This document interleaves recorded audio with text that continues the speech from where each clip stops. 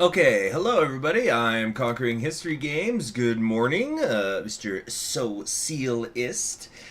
And, oh, geez, I'm just ready. Hey, I don't know if I messaged you back, but I was catching that Amor run you were doing. Well done. It's because sometimes I get messages on, and then I'm doing something else. I'm like, oh, I gotta get back to that later, and I don't remember if I ever did or not sometimes. But good morning, everybody. Welcome back to live stream number 3 of our West Russian Revolutionary Front campaign. The first one we're doing, where we're doing the Tukhachevsky path. Hey there, Russian Doomer. So what we're gonna do is we streamed for a little bit last night. We started the expansions, as you can see, and we're about to go to war with Vyatka in a few days here. Or actually, no, more than a few days. It's gonna take us like a little over a month, so Vyatka might very well be dead by the time we're able to go to war with them.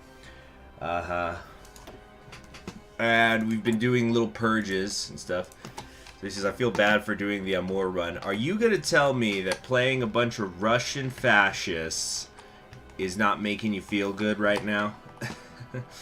But actually, it looks like Vyatka's making a comeback. I think I might have spoke too soon. Oh, yeah, I think they're about to destroy the Aryan Brotherhood.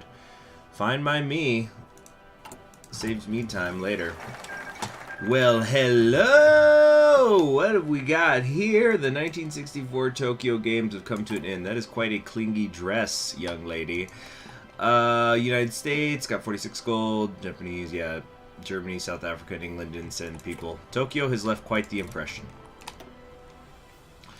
Okay, time to integrate Vologda, which will help with the stability. And man, we're really starting to stack up a lot of extra political power. But it's going to be worth it because we're just going to go bam, bam, bam, bam, bam, bam for all the integration. They're not just fascists and more full Russian Nazis. That's right, they're the full-blown, what do you call them? National Socialists, which I think we've talked about in previous campaigns, how there is a difference. So, like, you look here, you got National Socialists as compared to, say, here where there are fascists. So, you know, when you make it the National Socialism ideology is a way to, it's like, you start getting into racial stuff. Excuse me. The Grand Marshal was listening to Beethoven's Third, one of his favorites. That's very fitting because I believe that, well, I don't believe, I'm pretty damn sure that Beethoven's Third is the symphony that was originally dedicated to Napoleon. I guess in the end it still was. Very famous work.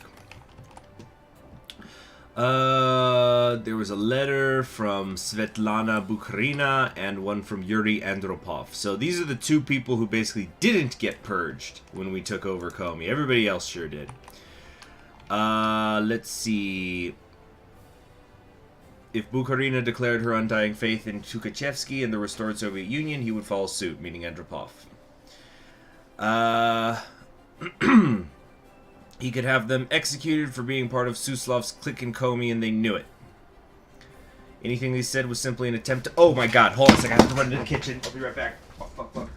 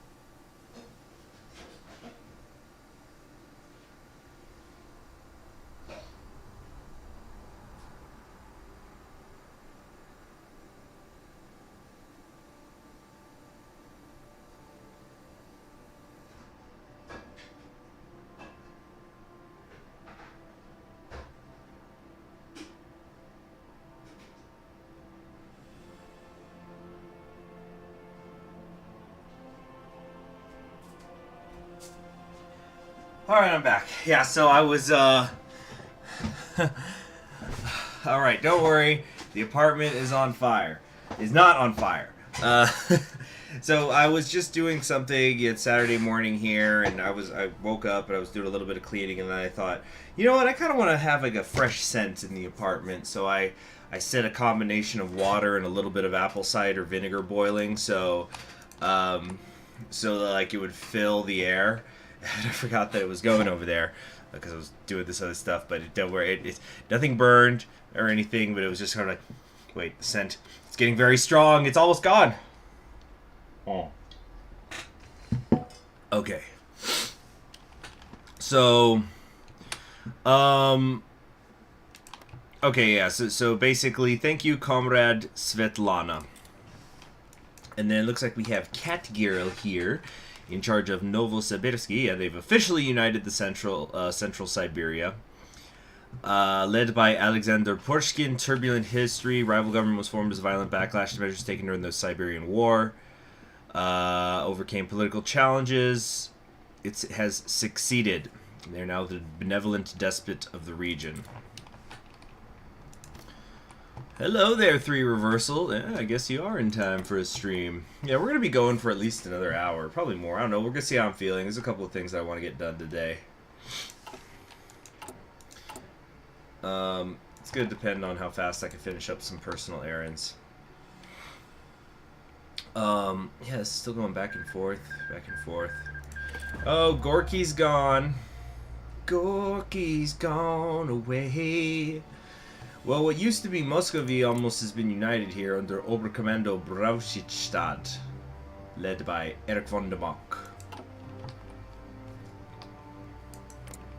Yeah, I don't really know much about these characters in Central Siberia too much. I'm going to play them at some point, play in that area. I'm not going to say which country, but I do want to, if I can, at some point in April, do a Western Siberian campaign and a Central one. Oh, look at the cute little Highlander!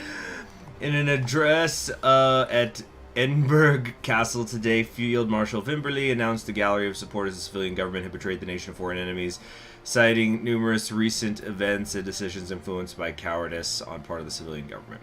Scotland would never fall to the threat of fascism or communism. The light finally goes out. Just so... Oh, she's like a lion. Look at that mane of hair. But seriously, oh my gosh, I know we're playing the Moe order, but that is some seriously Moe shit right there.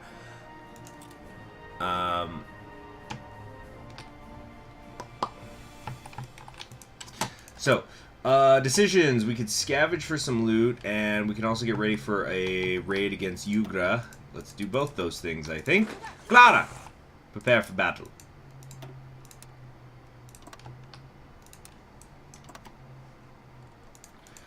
Okay, so we're doing that.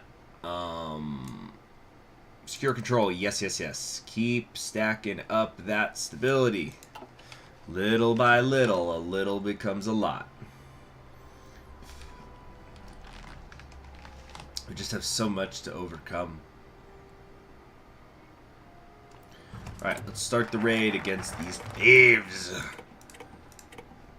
Yeah, initiate the raid, please. Should start at midnight. Okay. They refuse tribute. You just don't get it. Oh, yes, Tukhachevsky herself is in charge here. Didn't take the tank, so the raid was successful, and we have food for the hungry. Okay, so I think are we going after Vyatka first? Operation Second Son. It's a bastion for reactionary forces of the most vile kind. Time for revenge. We will present Vladimir's decadent court with the same ultimatum we gave the rest. If they accept, so much the better. If they don't, well, it's not like it really matters at this point. 21 days we'll be at war with Vyatka. I don't think they're going to be able to defeat the Aryan Brotherhood in that amount of time. Penza has declared war. Did something else pop up here? Pyotr Dolgov.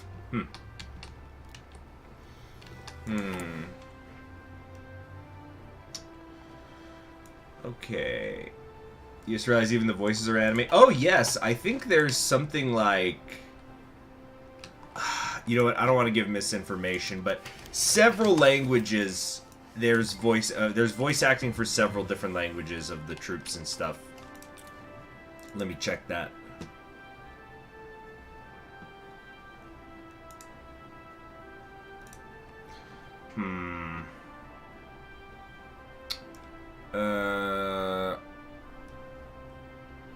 Hold on. I'm trying to find out. I'm trying to check on the Discord, basically. TMO talk. Did somebody ping me? On the Discord.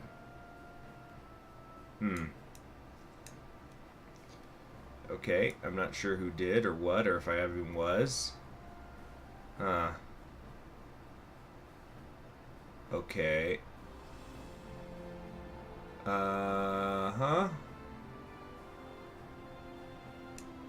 So yeah, anyway, mod news. I'm trying to look at the official thing that, like, what's included. So there are 24 voice sets, each corresponding to the native language of a myriad of tats. So yeah, 24 different languages. I can't, like, imagine how much space that has to cover. That must cover. So that definitely means there's minor nations somewhere in the world that are getting voices. So you figure, okay, English, that covers Canada, United States, England, whatever. French, German, Russian is going to cover quite a bit. Finnish, who else is playable? Italian, Spanish, we're still not even at 10. Japanese is... I don't know which ones they are, actually, so, but still, I'm just saying that if there's 24 different languages being represented, I'm pretty sure that means they did more voices than is needed for all the nations that get played, that are playable, you know. And I think some people still argue if Japan is even truly playable, because I think Japan's, like, not really done. Like, they've got a focus tree and stuff, but it's my understanding that it's not really been covered as well as they want it to be. But people still play it anyway, because I guess there's, like, a soap opera or some sort of drama thing. It's quite interesting. Vyatka has refused our terms. And here we go. There they are. The Serbian Workers' Federation. They've arisen from their slumber. So these are the ones who I always see beat whenever these guys take charge. So I think Central Siberia ain't going nowhere, except for Serbia. Alright, we're about to get more loot in 14 days. Okay. There's 2 English voices. There's American and British. Well, that's good. That's very cool. Alright, Tukachevsky, be prepared. Oh my gosh, they don't have anybody in Vyatka because they must be keeping them on the border for the Aryan Brotherhood.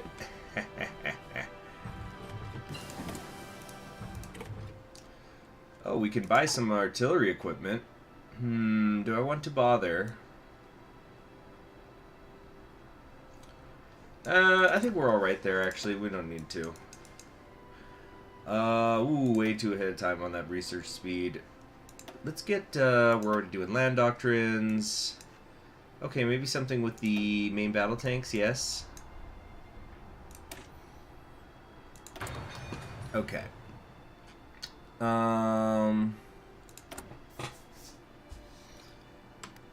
Yeah, that's it. Vyatka refuses the final warning. Who's attacking us? Onega? Seriously? Right now, Onega? You know what? That's fine.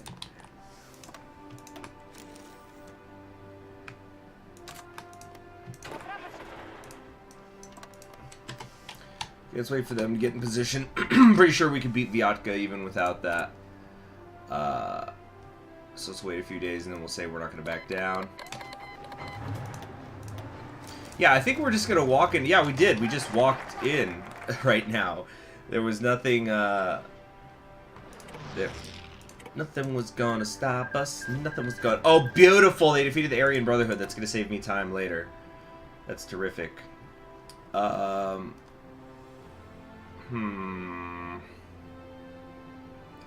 Nothing's going to stop us now.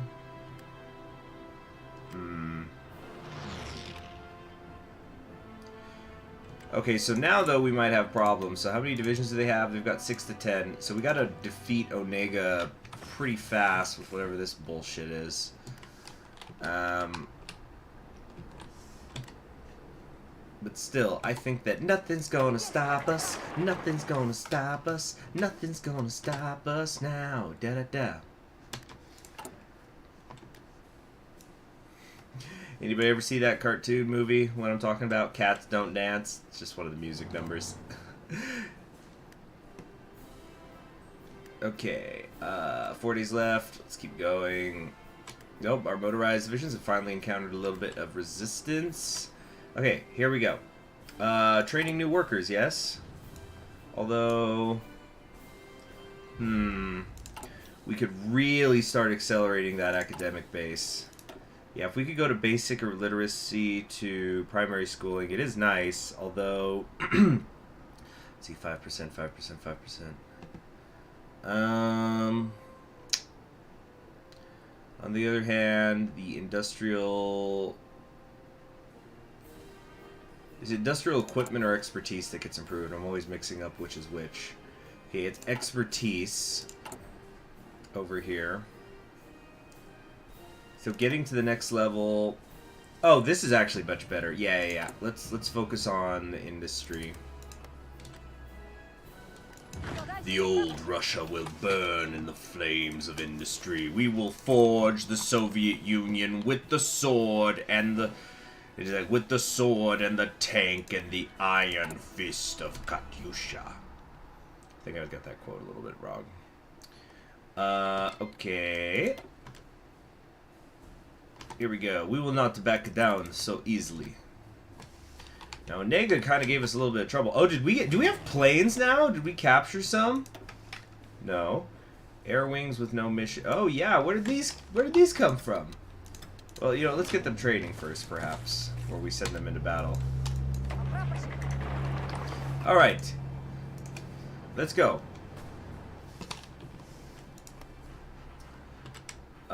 Okay.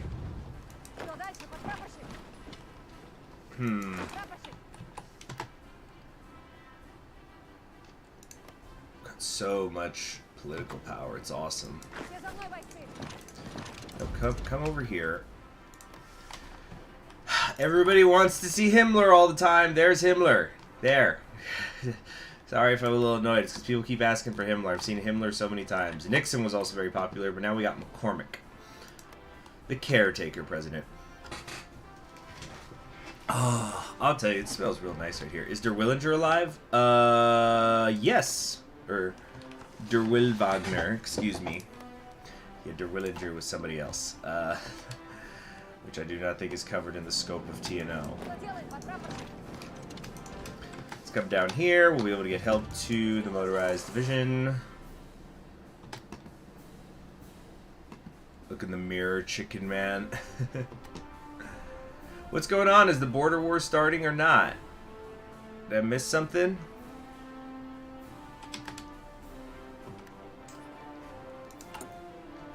Did I accidentally give them loot or something? What is happening?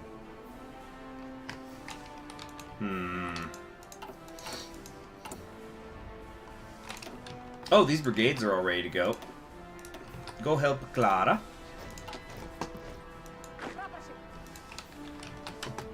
Oh, we got cut off again, really. So we just don't have enough divisions on this front.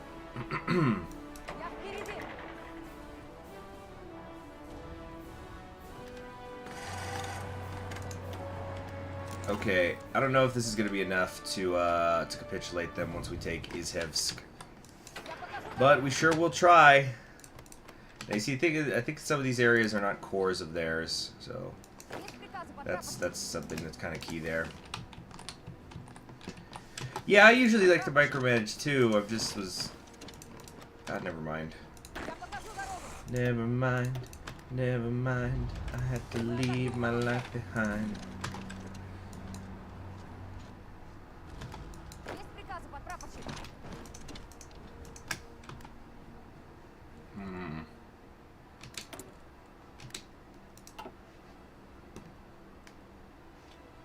What is going on, Onega? Are they just... They're collaborating with the reactionary scum to keep my divisions occupied. Bastards. Yep, I lost the division there. That's great. We're going to probably lose this motorized one, too.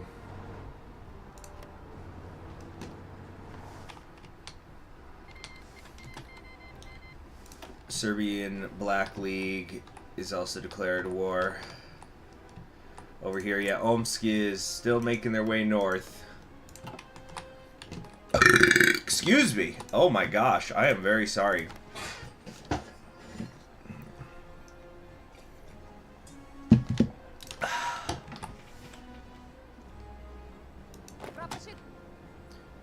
Yep, there goes that motorized division. And Samara is now declaring war on Vyatka. So, yeah, Vyatka's definitely going down. They're not going to be able to cover both fronts. But aren't they only supposed to have, like, 10 divisions? Yeah, they only do. So, there's more than 10 tiles they need to cover here. What's going on, people? Oh, what's happening? Oh, it's freezing! Could these divisions take longer to get in position? I just wonder if it's actually physically possible.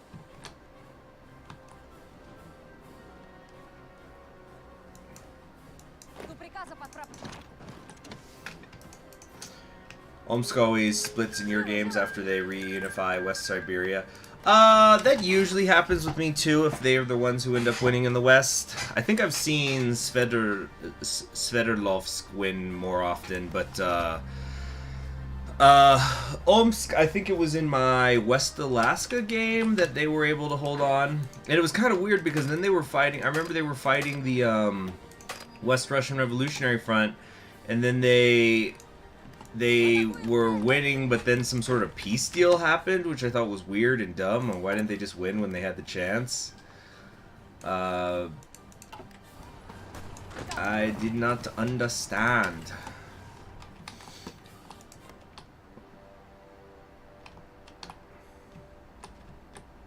What the fuck are all my divisions doing? Seriously.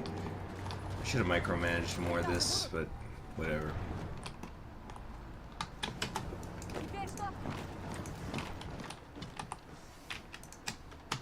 Okay. You want to see what Derlewanger looks like? Right there. And here's the Ural League, being led by a nun, apparently. And then there's Magnitogorsk, Alexander Burba in Orenburg.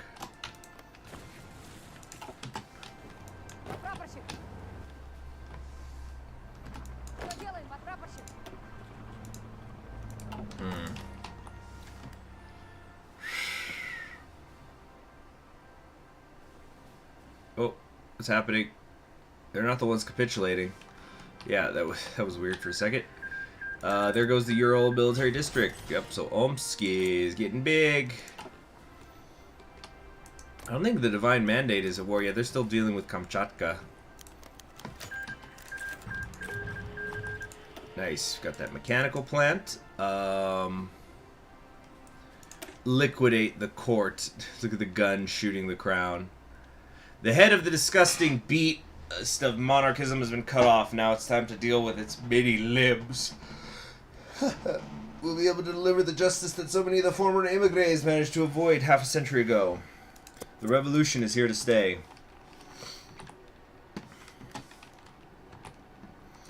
Okay, so yeah, Vyatka's dead. And that Onega thing, I guess nothing happened.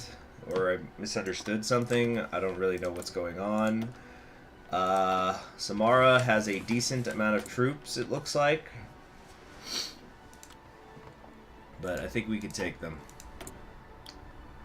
Okay, so let's put all this political power I have to work, shall we? Got a lot of things to integrate. Oh, and also the weekly stability pain. That hurts too. Lyndon B. Johnson has been inaugurated as President of the United States. Wow, I don't think I've ever seen Johnson win. Okay. Okay. Wow, alright.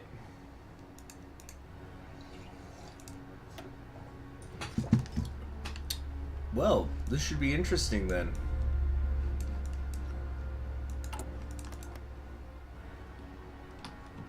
Who's Red Omsk? Are we supposed to be Red Omsk? Is that what you're saying?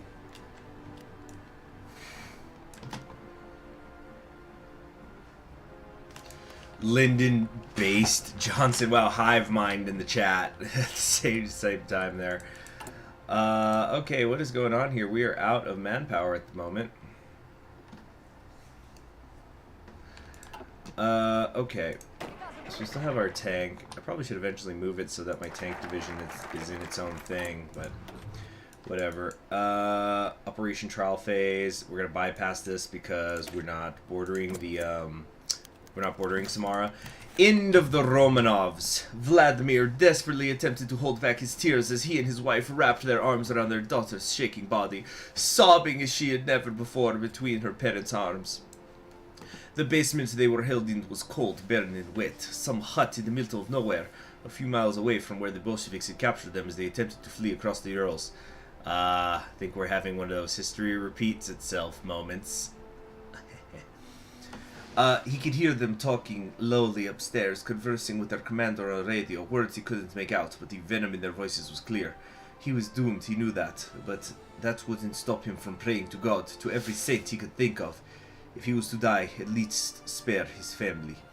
Marie's weeping grew ever louder at the sound of boots stomping down the wooden stairs. The tears flowed freely from his eyes as he brushed Marie's hair. "It'll be okay, my sweet," he murmured to his daughter, trying desperately but futilely to keep his voice from quaking. "Father will protect you from the bad men, I promise." He looked up to his wife, eyes red, opened his mouth to say something. A declaration of love, a farewell, he wasn't sure. But the door burst open, and whatever he was going to say was lost. When the first bullet hit his chest, he wondered for a brief moment if it was supposed to hurt more. Then the second hit, then the third, and suddenly all he knew was pain.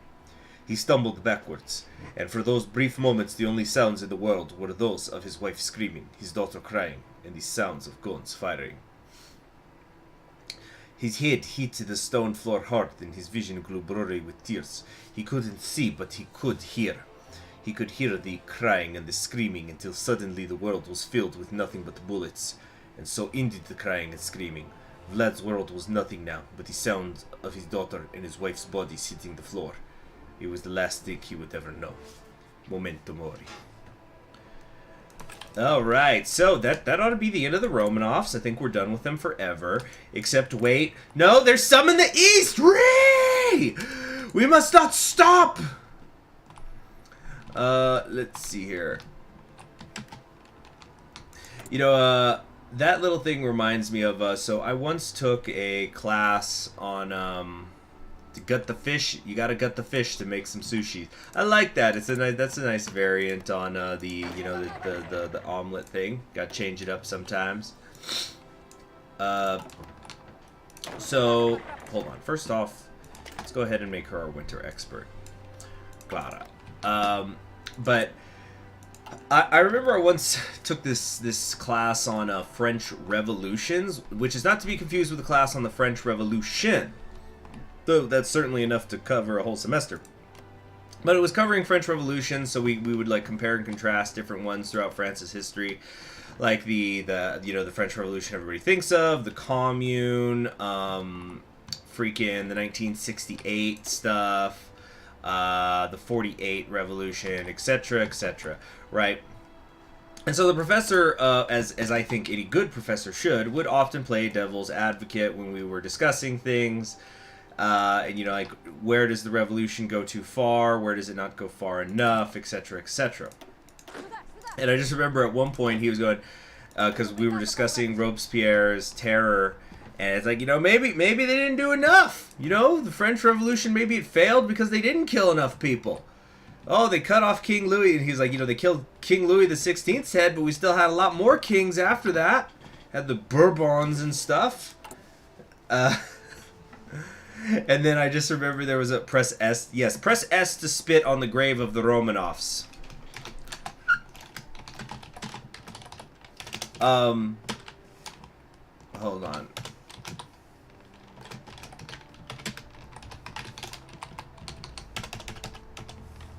Yeah, come on. Can we get some S in the chat? Anyway, but the and then I just remember, so because he was kind of a funny guy, he had this funny bit of a dry sense of humor, and I just remember he said, like, you know, did the revolution clearly failed and we didn't end monarchies at all. And like, you know, you still got, and this was around when the Lion King live action film was coming around. It's like, you still got kings running, you still got kids running around saying, I just can't wait to be king. You know, what kind of revolution is that if people still want to be kings? He was funny. It was kind of a weird situation, though. This is sort of just a side story, that he was teaching the French Revolution class. It's not that he didn't know the material, but he was actually the Chinese history professor. But the French one, like the French one, had just left, and they hadn't replaced him yet. So time to secure the population. No. Alright, let's do a raid against Samara. I actually don't know if we're going to be able to win this, because isn't Samara actually got a good military? I've never played them. I think I basically know the least about Samara in terms of all of the Western Russian factions. But there's just like, okay, who's leading this? Uborovec. Isn't this one of our field marshals?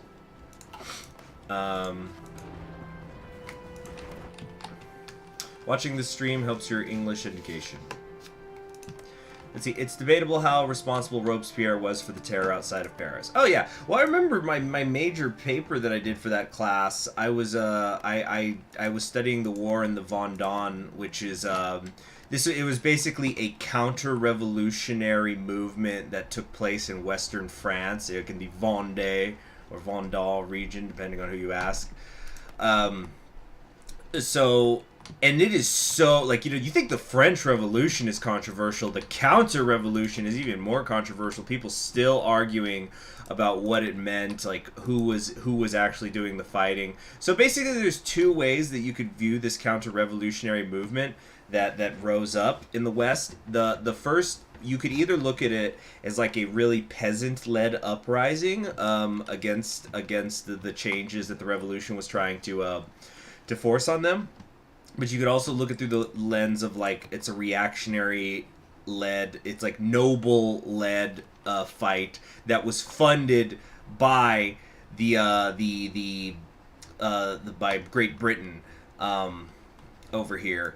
Extremely controversial thing. And so, you know, people were talking about the excesses of Robespierre. So there was definitely what we would call war crimes. I wouldn't go so far as to say it was the first genocide in modern history. Some people call it that. I wouldn't personally, but the generals who committed those crimes on behalf of the French Revolutionary Army, you know, the so-called French Republic, right?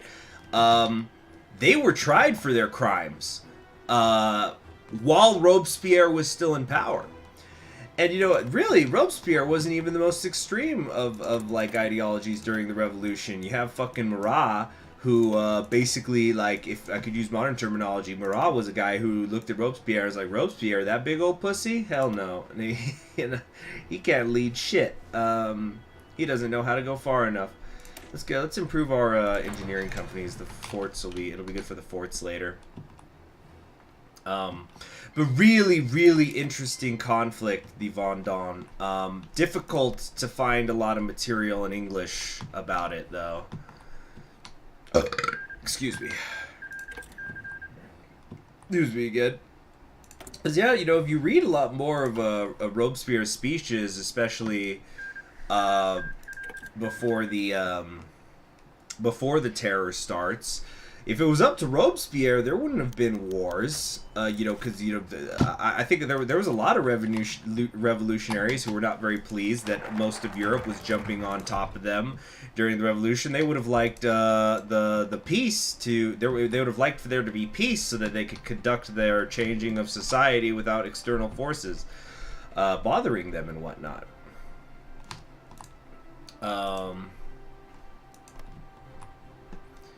Let's see.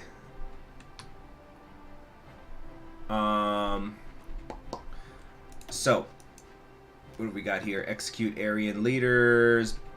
Burn this nonsense. Minus 20% the popularity of National Socialists. There's not even any National Socialists, though, here. So that's kind of a pointless thing. But, okay, let's execute the leaders first so we can get the... get that political power. And let's keep stacking... maybe academic base? Do we want academic base or research facilities? We've got rudimentary.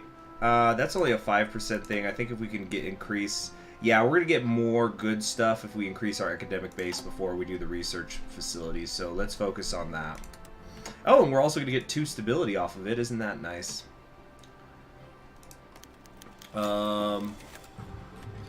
Treasure! We've crushed the enemy. We've scrounged up gold, precious metals, statues, other remnants of Russia's past. Okay, cool. Out with the old. Posters are going up around Vyatka. The city has been renamed Rykov after Alexei Rykov, the old Bolshevik revolutionary. Oh, that's cool. I like name changes.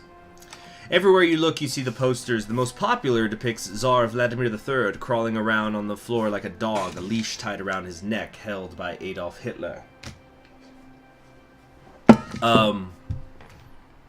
A man once lauded to the people of Rykov as the savior of Russia is turning into a source of public ridicule. Some of the posters take a more somber approach. One depicts Boris Semislov, the spy master of the Okran Vyatka's secret police, as a sinister monster resting over a pile of corpses.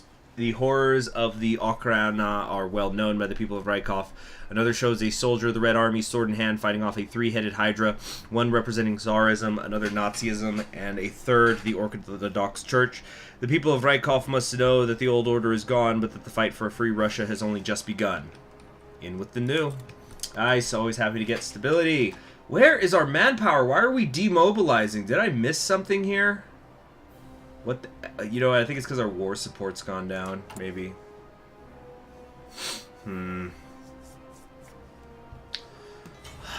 Alright. So, it's fine. It's fine. What we're going to do is... okay, logistically, how are we doing? We're slightly short on the tanks. Working on it. Wasn't Marat the guy who called for blood and got murdered in his bath? Yeah, Marat had like a skin disease, I think it was, so he had to spend hours a day in the bath. Now, I'm not sure how much that actually helps, because water is ironically not very moisturizing.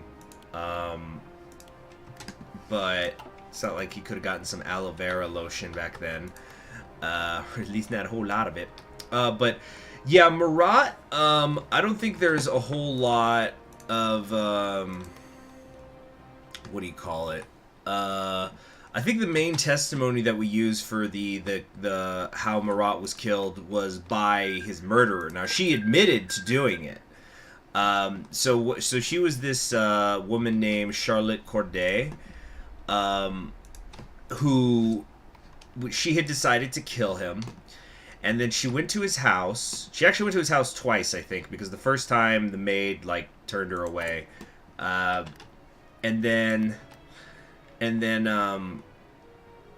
the second time she got in, he was sitting there in his bath in his desk. I'm sure he had like pants, like underwear on. He also would like soak his head in vinegar or something. Hypothetically, he could have gotten aloe vera. Yeah, but you know what I'm saying. It's not like he could have. It was like, could somebody run to the corner store and get me some aloe vera lotion? Oh, okay, cool. So it's all right. Divine Mandate is making its move against the other two. It's pretty much a three-way war right now. So we'll see who comes out. Anyway, so what she talks to him. And she said like she wanted to give him one more chance, and so but it was kind of weird what she said. Is she said, okay, so somewhere in like northern France, I forget where, she said there's people who are members of the Revolutionary Council who are killing people without trials, and then this was the irony that she said happened. Marat says, okay, who are the people who are doing this? And she says, oh, it's this person, this person, this person, this person. And so he writes all their names down, and then he gives the list of names to his like secretary, and says, okay, they'll be killed as soon as possible. And so it's like, you know, for the crime of killing people without a trial, they will be killed. And so then Charlotte Corday says, like, okay, well, I don't feel bad about killing him now, and so she stabbed him to death.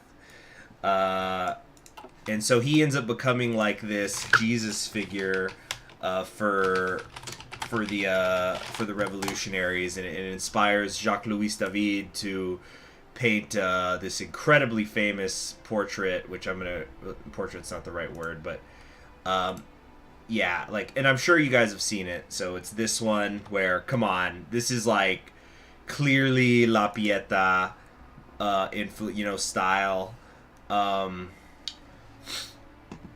but with the with a revolutionary instead of Jesus. And so like there's his rag that was like he'd always wear on his head that was soaked in vinegar, and this is the tub he worked in and stuff. Anyway,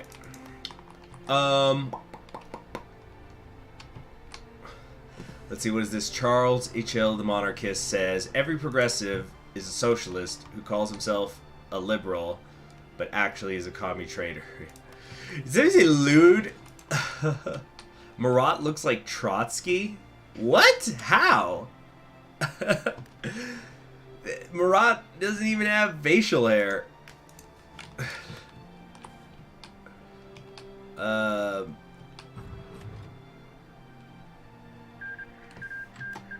see, I'll talk crap about your waifu in your own stream. What is happening? I think I've missed something here.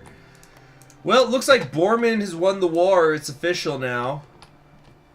Give it a second while he secures Central Germania. And there you have it. Oh, gets a new portrait. It's a lot of bling. Okay. What is this? They're allied with the Tsardom of Bulgaria. That's what that is. Okay, so Samara is declaring on us. There we go. Bormann has won the German Civil War. That is a very breathable dress, we'll say. Okay, the Battle of Barcelona. Down with tyranny. Iberia is kind of the most stable part of Europe right now, except for the Italian Empire. Looks like they're about to fuck it up. Alright. Do I want to purchase support equipment? How are we doing in terms of that? No, we've got plenty. We don't need to do that. Yeah, so once we've defeated Samara, I think we can go ahead and unite the country. Also, all of our integrations are done, so we have a ton of manpower available to us, which is nice. Let's see. CHG, have I lost a war? No, I've won them all so far.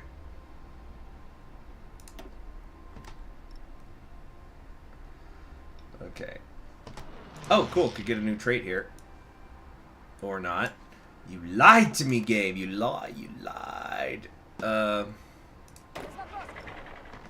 yeah, who's the person who brought up the name? Yeah, what did you guys think of the name of today's stream? Little Loli leader leads Lustrous left. Don't forget to make 40 with tank divisions. Well, that's a little difficult in when you're playing as a Russian warlord, but I am trying to make tank divisions. I've been, you know, doing a lot, starting to pour more and more factories into that. Yeah, so we're starting to kill the people of the Aryan Brotherhood who are taking place in the practice of slavery. Sounds like VTuber clickbait. What? I don't even know what that means. What? VTuber clickbait. Yeah, HoloLive had a lot of fun on April Fool's Day.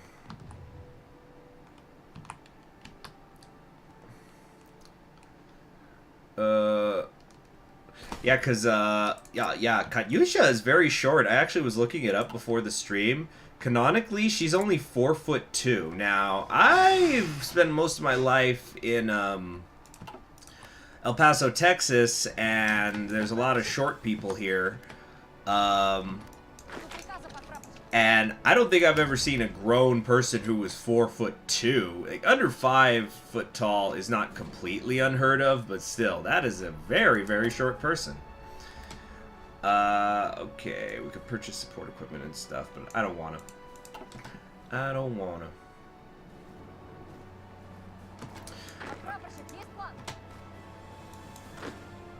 Yeah, 4'2" women. I don't think I could ever personally date somebody who was that short. I've talked about it. Like, look, you know, I'm not saying like, oh, you're gross if you date somebody that short. You know, if everybody's consenting adults, do whatever you want, I guess. But it would just feel so weird. Like, I think the most petite person, like, woman I was ever involved with was in high school. So like. But she was still older than me. Then again, almost everybody I've dated in my whole life, I think, has always been older than me. Even if it's only by a few months. But yeah, even when I was with her, it just felt weird. In fact, I've joked often with friends of mine that, like, okay, yeah, so we just bypassed a ton of focuses because everybody else is dead. Ooh, land doctrine. Yes, please. So, what was I saying? Yeah, I've often joked with friends, like, look, guys, if I ever bring some, like, flat-chested, petite girl around, you know, no hips, no nothing, I want you to take me aside and interrogate me. Like, it's like, hey, Conquering History Games, we're really happy for you, you know, she seems like a really nice woman. Now, I just need you to go ahead and prove that it's possible for you to get an erection with her. It's like, I don't care how fucking lonely you are! Prove it! Anyway, let's see. Weak stomach, proud soldier of the front. Strode into the surrendering outfit. Oh, so this is like the liberation of one of the killing centers in Perm. Lieutenant Stepanov didn't consider himself a man with a weak stomach. He was a proud soldier of the front. A veteran of the Long War, he had seen hundreds of men die, felt the touch of starvation and frostbite, and had come out of it all with what he considered nerves of steel. The perfect soldier. The scene before him made him forget all of that for a moment. The first thing he noticed as his unit strode into the surrendering outpost was the smell. He was familiar with the smell of death, but he had never smelled so much of it. A line of surrendered guards were pushed against the wall by a squad as the rest of the men fanned out into the outpost, although perhaps slave pen was a better term. The people within barely resembled people at all, thin, emaciated. They came meekly to Stepanov's squad, hands outstretched weakly, shaking, begging silently for food, for freedom, for sweet release. The cultists at Perm were maniacs, he knew that. But this was a new level of cruelty.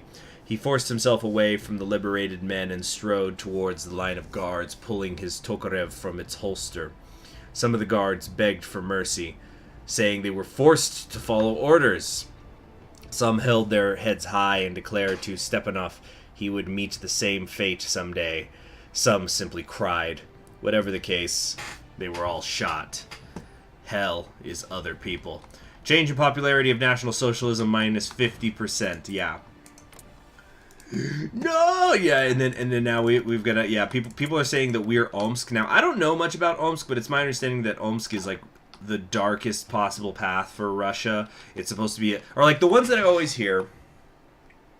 The one that I always hear are the darkest paths for Russia are Omsk, the Burgundian system Komi. Who are the other ones that I hear are very dark? Amur. And okay, off the top of my head, those are the ones that I hear. But you're gonna tell me that this is Red Omsk? Is it time? Or do we have our secret neo-Nazi LARPers in the chat now? Just going, no! You just can't kill people for being part of a genocide! No! That's not wholesome! Like, One of my favorite comments that I've ever or comics, excuse me, that I ever saw on the the internet was, it was a comic somebody drew of the D-Day landings. And so yeah, so like you've got the American and Canadians and everybody else storming the beaches of Normandy, and then you just have this, and then you've got this German machine gunner in a bunker shooting at him, and he's going, "So much for the tolerant left," which it's just so like it's simple, but it's effective. It's dark, but it's funny. It just works, and I get a nice chuckle out of it.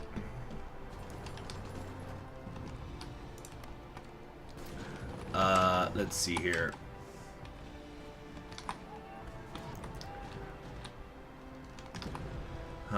Let's see. Both paths to the Aryan Brotherhood.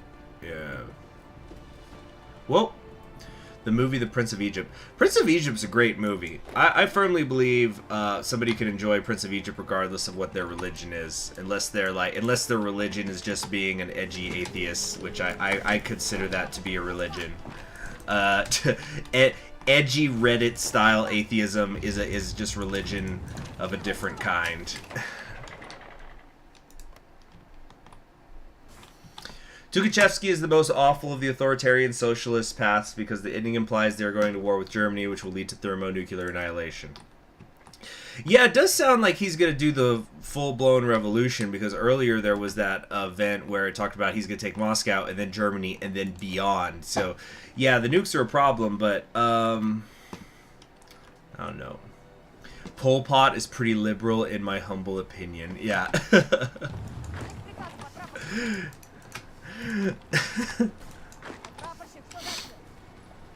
Well, I think I've told this story before, but once, back when I was trying to do my IWW folk music campaign as the Combined Syndicates of America in Kaiserreich, where I would, like, play a little folk song at the end of every episode, I ended up finding this guy on YouTube, and unfortunately, I think I don't know if he's, like, dead or retired or whatever, but he was working on a really interesting project. Nice, we got the tank factory.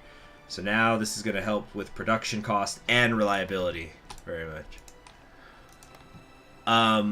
So what are my thoughts on atheism? Oh, I'm not going to like say how I feel about it. I'm just saying that like there's definitely some people who treat their atheism like another religion. You know what I'm saying? Woo! Look at all this equipment we got, baby. Yeah.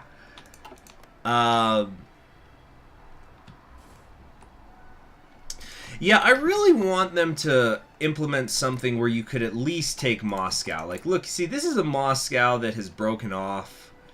And what I might actually do once we unify Russia, I might use the console commands and make it so that I could actually justify a war goal.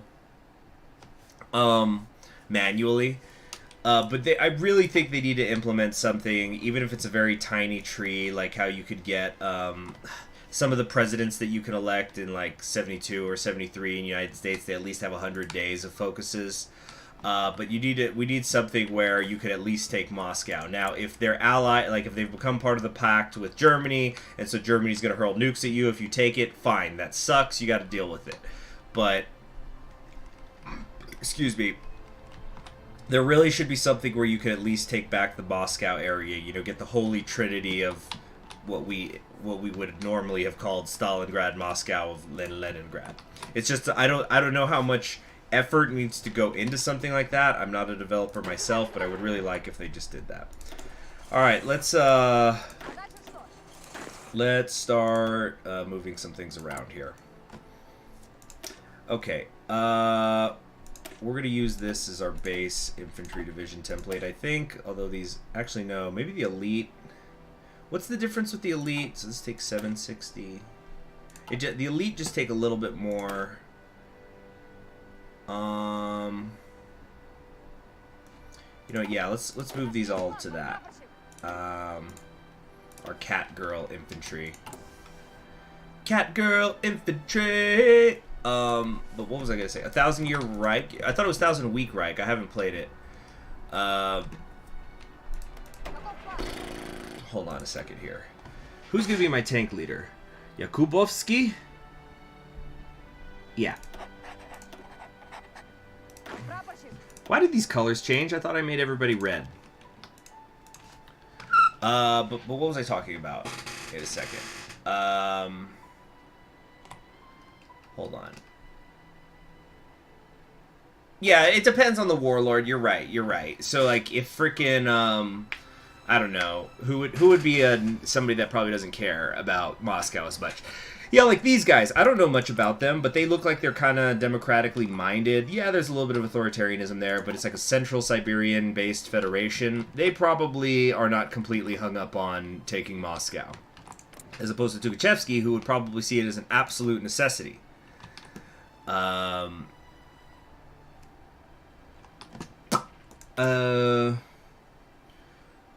Let's get integrating, and I think that we could go ahead and reunify Russia right now, but we're going to finish all this stuff first, so we could get some of the bonuses.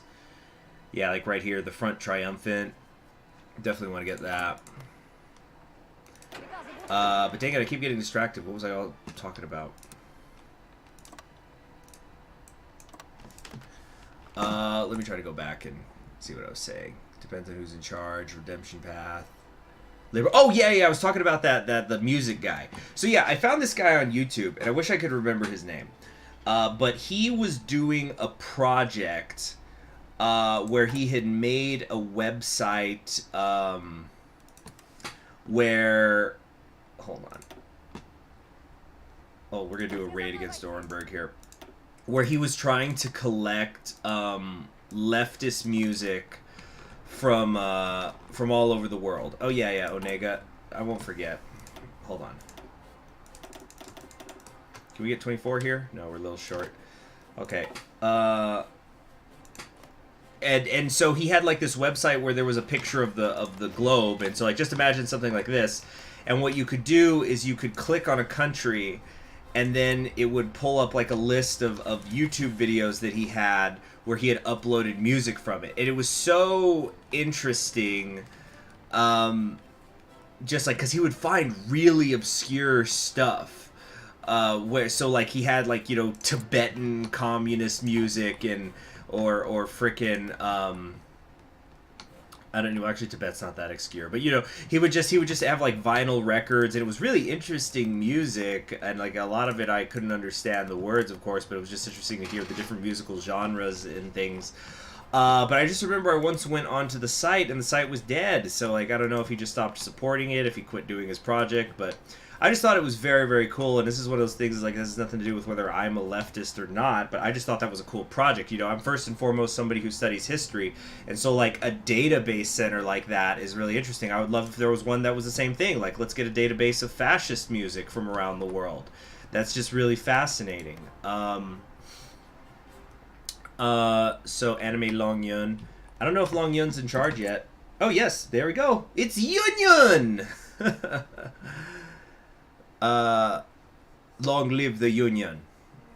But anyway, so what I was getting to, because the Pol Pot thing is what got me on the subject, the guy did a video, and he never showed his face either, and I think he used like a text to speech thing, and so he was answering questions, and he was explaining, so what is my personal ideology? And he goes, I just kind of broadly enjoy anybody from the left, whether you're a hardline communist or like just a lightweight socialist or a liberal or whatever. But then it's like, unless you support the Khmer Rouge. And he just goes off on this thing where he's talking about, it's like the Khmer Rouge had nothing to do with the left. It was led by an insane person who, like, vaguely said that he was a communist, just, yeah, he's like, it was just, this was this insane madman in charge, had nothing to do with the left. It was just kind of like this weird tangent he went on. It was sort of funny. So anyway, let me see, let me try to look it up. Let's see, leftist music around the world map website. Like, that's so vague, I'm never gonna find, like, that's not helpful at all. Yeah, I don't know, but it was an interesting website. Oh, Pakistan has become independent. Yeah, thin Pakistan. Hey, can we try to keep it English in the chat, please? The secular front. Islam is as noxious as any other faith.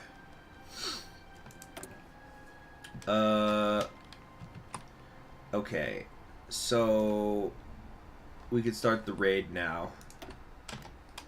Hope we win. We just converted a bunch of troops. They refuse tribute. That's fine. We'll kill them anyway.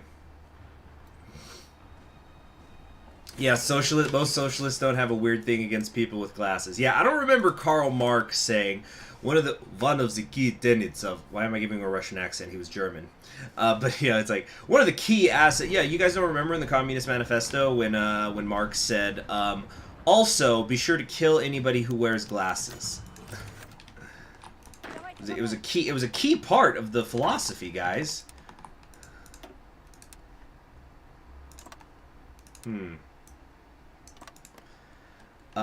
Let's see here. What do we want to do here? I don't think we need to be purchasing anything else from these guys, so we're just going to get rid of that.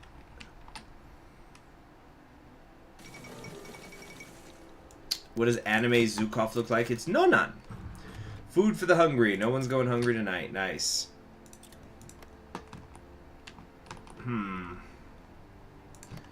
You know two people who are Red Chimer apologists on the internet? I have never even heard of such a thing. I think we were talking about that once in my Mao's Legacy live stream campaign I did, where we're like, you know, you've got people who are Stalin apologists, and of course, you know, the neo-Nazis are alive and well, and people who say, oh, you know, Mao did nothing wrong, he just made mistakes, and things like that. But I have never, ever heard of anywhere on the internet, and I've sometimes ended up in some strange circles of it, of people who are actually unironically saying Pol Pot did nothing wrong, you know? That's very strange. I could only imagine that they're just trying to be edgy in brand new ways.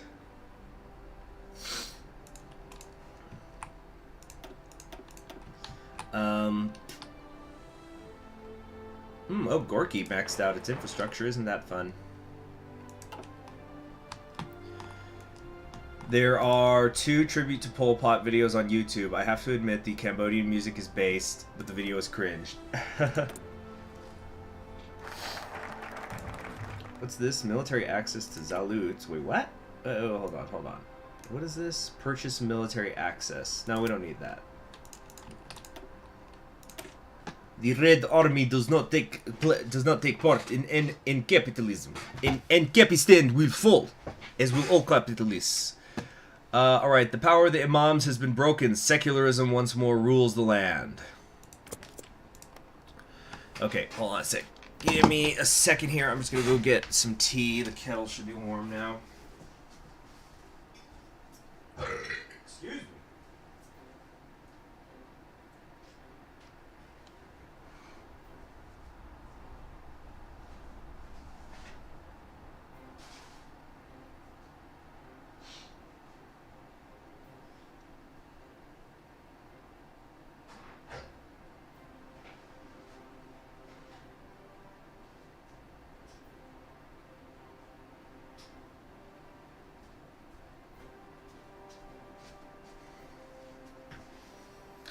Okay.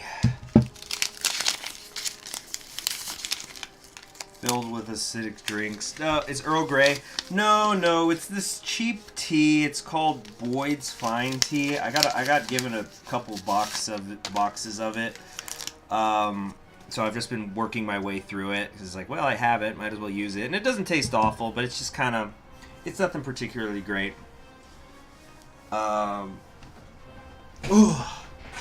Sometimes I just want water to, you know, taste a little dirty. That means it's got flavor. Alright, hunting the Imams. They had been, let's see.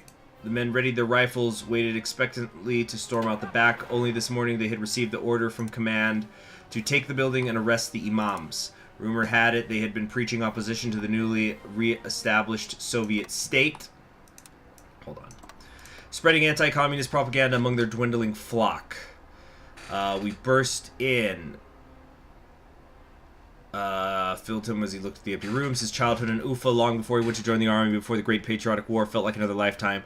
For decades, he had given himself fully to the Soviet Union, forgetting the life he had left behind. Oh, so Shagat here used to live in this area.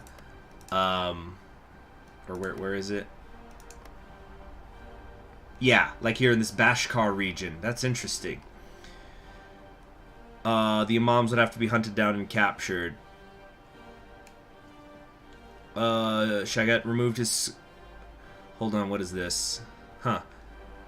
Shagat removed his shoes, carefully placing them by the door, lay down a mat, faced Mecca, kneeled and prayed. Allah is the greatest. You see? See, Tukhachevsky's tolerant as fuck. You could be a Muslim and fight in the Red Army.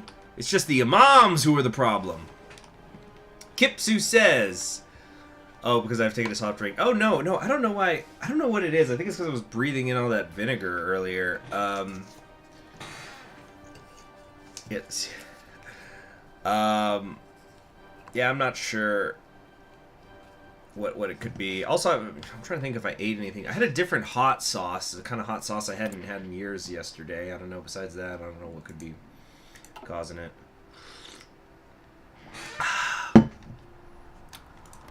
Did you see the movie A Very Pol Pot Christmas starring Nicolas Cage? Are you serious? Like says, I find Comey so hard to play. I always get killed by the WRRF. Yeah, they do seem like it would be the main problem. I think the only time I've played in West Russia before this was when I did a Comey campaign. I did Democratic... Oh, no, that's not true. I did the Aryan Brotherhood. But the Aryan Brotherhood, I was able to expand very, very fast, so I was sort of able to match the West Russians. But yeah, Comey and the West Russians, that was a little difficult, and I kind of basically just got lucky. Hold on. Let's do the industry equipment, yeah? We are just moving at the speed of love here. Before the end of the year, I think our army professionalism is going to go up. Oh, it's a joke from College Humor. I will not allow anyone to talk about Tukhachevsky without the title Sheik.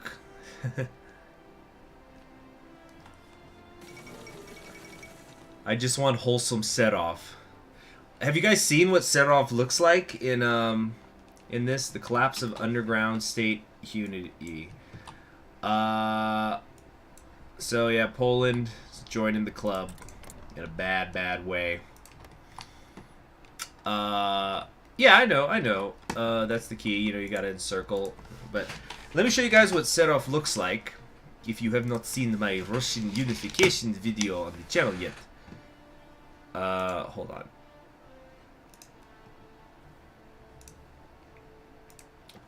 Let's see. I really like Set-Off's design. She's far too cute for a Nazbol. But I guess that's the point of the Moe order, right? Okay, give me a second. I'll even show you guys what the unification thing is. Even though I should make you guys go watch the video. Hold on a sec. Click here to transition. Okay. I've got to update this transition screen. Maybe... Okay. You like my Russian website? Yeah, you guys haven't seen Set Off? Okay, hold on. Let me go to one of my handy-dandy timestamps that I put in the video, because, you know, I'm a good guy. Here we go. Check this out. So this is what Set Off looks like. And by the way, amazing focus, the new marks. So, like, these are, I guess, supposed to be the canonical older communist leaders. So this is Marx, Engels, Lenin, and then, you know, Set Off is the new Marx. Anyway, here we go. Brace your ears.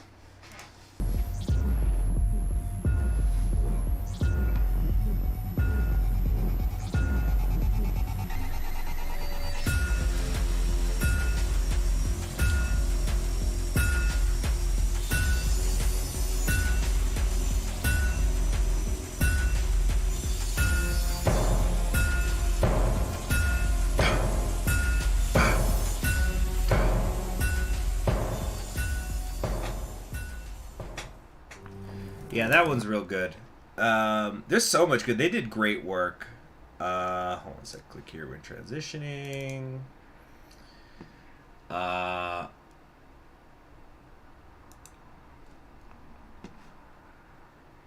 Okay. There we go. Okay. So let's get back to the game, though. But yeah, Serov I really like. She just looks like she's having a great time, you know.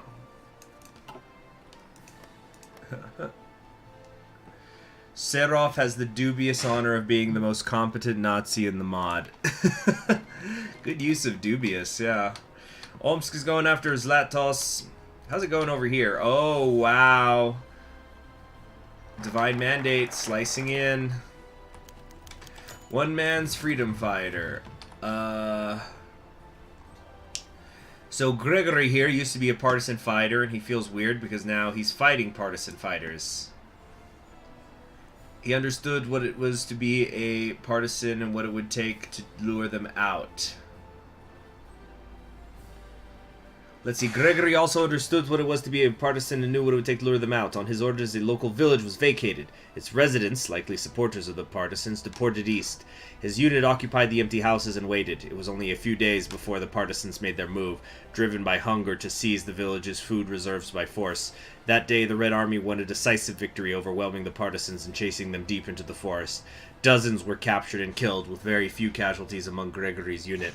His men were elated and spent that night celebrating their victory with vodka. Gregory joined them and for a while forgot the enemy that lurked in the forests of Bashkira. One man's freedom fighter is another man's terrorist.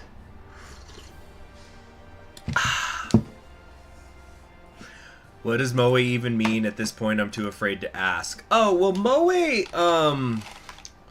how do I explain it? I honestly am not entirely sure what the original definition is, but it's basically slang. And I think it's supposed to actually mean when you feel affection for things, but it's sort of become slang for meaning just cute in general. So like people, you might talk about like the rise of moe in anime when everything's just become too cutesy. I think a lot of people would point to K-On!, the anime about the girls in the band, being the one that really launched things, and now Moe has sort of been incorporated across a huge spectrum of anime. So, you know, now you don't get, like, you know, I only like my anime gritty, you know, I want Ghost in the Shell, baby, and things like that. But somebody said, how do you make custom newspapers in TNO? Well, you just change the art, the source art, and then, you know, you have it, you just give it the proper coding for the event, and it'll fill that in. Oh, super event, the Indonesian War! We prefer independence with plenty, poverty to servitude with plenty. Oh, she looks tired, just, oh, here we go again. So we have the Northern Borneo administration here. Wait, no, that's not there. Yeah, we have free Indonesia under Muhammad Hatta versus Indonesia under Sukarno. Also, the South African War is still going on. Wow, the Union of South Africa making some real progress.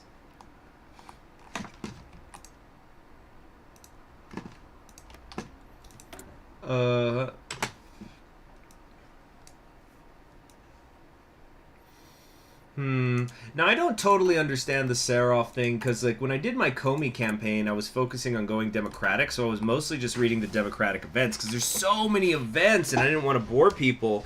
Like, I find it all interesting, but I was afraid that people would kind of be bored or be annoyed, because it's like, why are you reading the right-wing events if you're not going right-wing? Things like that.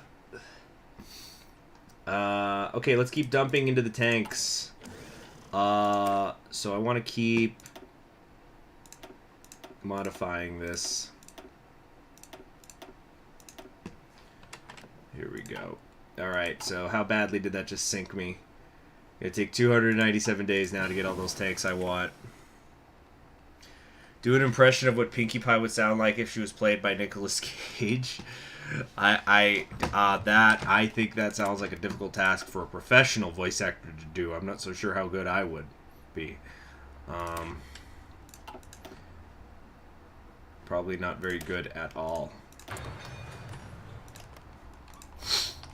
But don't worry, there's gonna be plenty of Russia unifications on the channel as the time goes by. But my priority after doing these 2 West Russian Revolutionary Front campaigns is I want to do a West Siberia and a Central Siberia one, because I haven't played those areas yet. I've only done the western and eastern halves. Okay.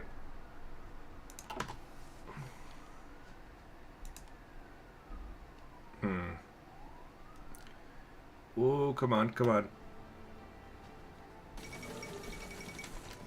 Victory for the Democrazia Cristina. Is that La Latina?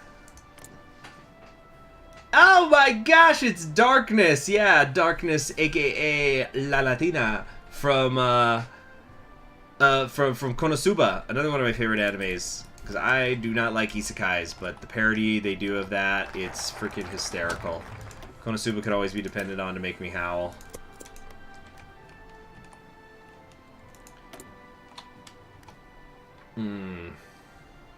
When are we gonna get the stability thing again? Come on!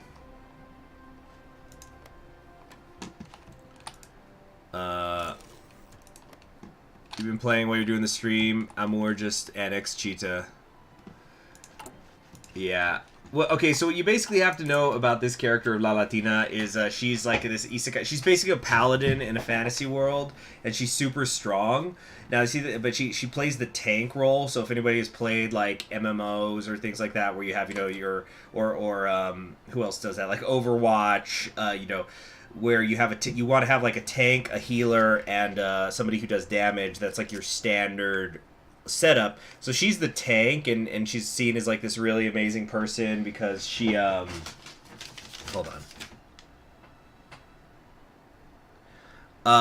Because she sacrifices her body and stuff for the team. But the thing is that she's a masochist, so she like actually really enjoys pain, so she like sexually gets off on it. It's very funny. I personally think she's kind of all talk. Like, she pretends to be pervy, but as soon as she's faced with anything that's actually sexual, she always crumbles. So I just think it's funny myself. Let's get training these units up a bit. Alright, the improved battle tank's ready, so let's switch these out so we could kill our production. Yep. Production efficiency.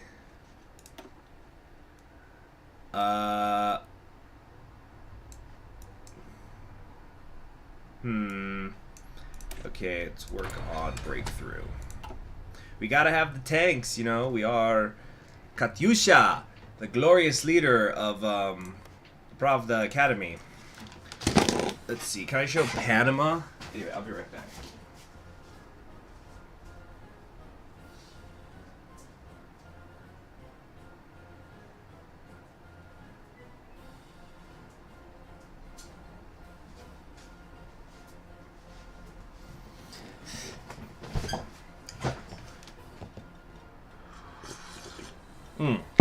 Ooh, I think I steeped that tea too long. It's very strong.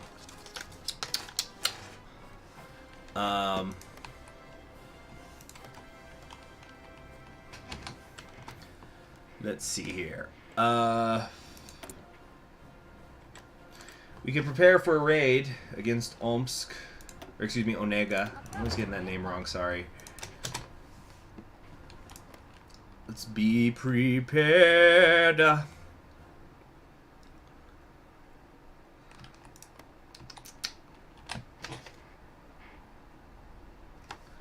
Okay. Yeah. Ooh.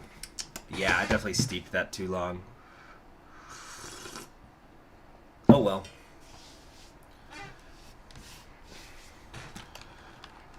So we're eradicating German influence. Yeah, it's no more German agents. I don't know, is it a decision or something? How does this work again? Anyway, go ahead and initiate the raid. Keep getting that loot. They refuse tribute. Tisk, tisk, tisk. Scouring the records. Collaborators in the files. Responsible. SS members responsible for brutality. Have them shot. Yeah, one woman, Antonia Makarov, now living out of her retirement in Samara after working for years as a secretary for the ROA, was responsible for the murder of some 1,500 partisans and their family members during the war, mowing them down 27 at a time. Um, so that was a real woman, I think. Yeah. Soviet war criminal and executioner who collaborated with Nazi Germany, executed hundreds of Soviet partisans and their family members by a machine gun. Yeah. Yeah, she wasn't even caught until the 70s. Strong tea is best tea. I leave the bag in the whole time. That depends on how good the quality of the tea is. And this is not the highest quality stuff, I think. No more German agents. This will decrease coring times. We're already done with the coring. Well, it's good for later, I guess. Scavenge for some loot. So then we'll have 2 more things, and then we're going to keep doing the research facilities and thinking. Yeah, our academic base is also improving very quickly. True gamer girl. Should have tried Yorkshire tea. Yeah, you know, this talk about tea, maybe I should just... I don't know, maybe I owe it to myself to not keep drinking mediocre tea and actually go and get some nicer stuff, because it's cheap. Heck, there's a store that's like just 2 blocks from here I can get some nice tea.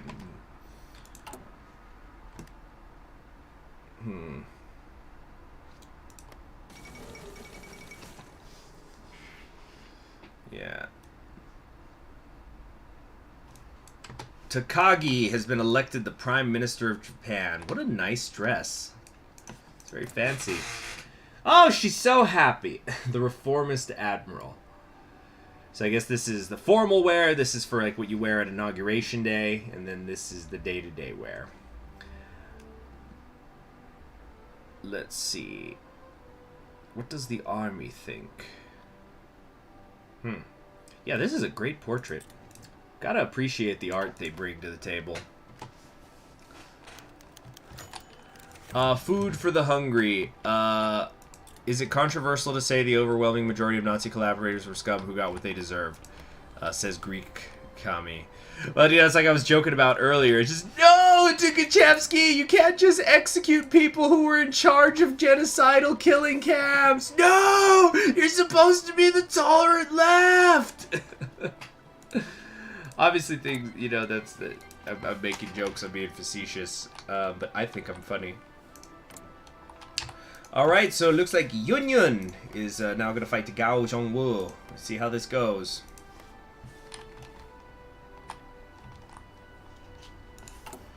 Okay, training our troops. Secure controls available. Nice. Good, good, good, good, good. Yeah. Yeah, this has been such a slow crawl just to get even to the 30s.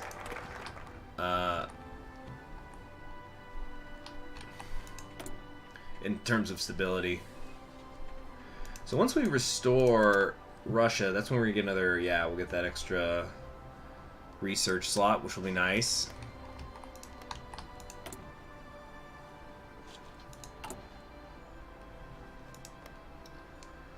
Okay, I'm probably gonna only stream for another, maybe a half hour, guys, just as a heads up.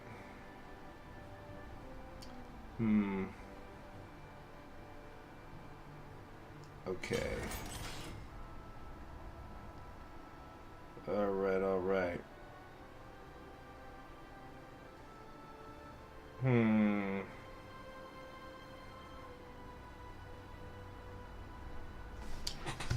The they defeated the Zalust Republic. Yeah, nice! I told you we'd get it before the end of the year. It's official. Better army professionalism. Haha. These, yes, sir! Those 2 words seem to be the ultimate lesson in the history of military theory. It is not the quality of guns or weaponry that make an army, but discipline. Those men that hold until the death because of a command will be the ones to claim victory. In a world of absolute war, of brave new weaponry, it seems we often forget that simple fact. An army cannot function without those 2 words. Luckily, anti-corruption programs in the army and new boot camps have brought our army one step closer to the ultimate goal of Spartan valor. No longer will our men defect or serve political monsters. They will serve the generals and nothing less. Well, what? Yeah. Yeah, that's great. That's great. And I think we still we have a certain amount that still sticks around. That's really good. That would be cool if we could actually get to full-blown professional army. I don't know if we'll be able to get to Spartan Discipline. The game's not that long, and I don't know what other kind of bonuses we're going to get. What the hell is going on here? Why can we not... Oh, we have to be at the regional stage? Okay, wait. Let's make a save file here, because I don't want to accidentally break something.